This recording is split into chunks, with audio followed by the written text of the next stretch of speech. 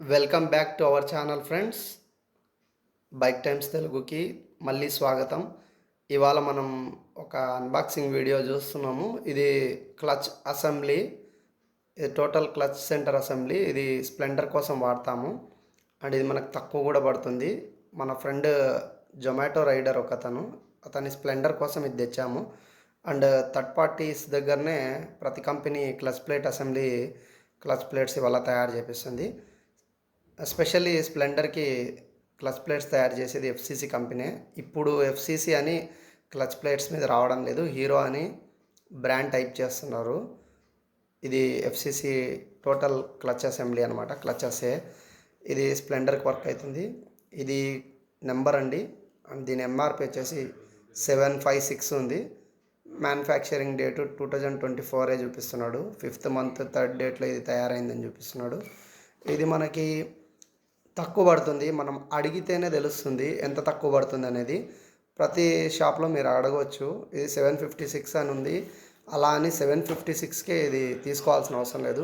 600 దాకా కూడా దొరుకుతుంది. మనం ఆ మాట బయటికి చెప్పకూడదు, మీకు డీటెయిల్స్ చెప్తున్నాను. అండ్ ఇది ఇంకా తక్కువకే దొరికింది, విత్ అంటే మనకి పోస్టల్ ఛార్జెస్తో సహా 100 రూపీస్తో 574 + 100కే మనకి ఇంటికాడికి వచ్చింది.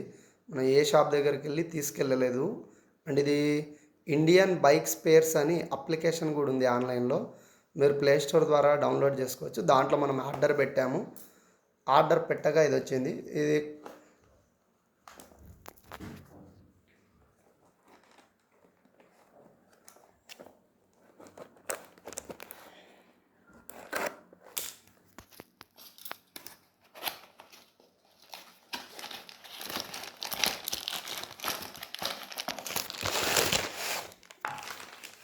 టోటల్ అన్బాక్స్ అండి. సీల్ ఐటమే వచ్చింది, మనకి ఎటువంటి ప్రాబ్లం లేదు. సీల్ కట్ చేసాము, 2 sides సీల్ ఉంటుంది దీనికి. బాక్స్ అయితే ఇలా ఉంటుంది చూడండి.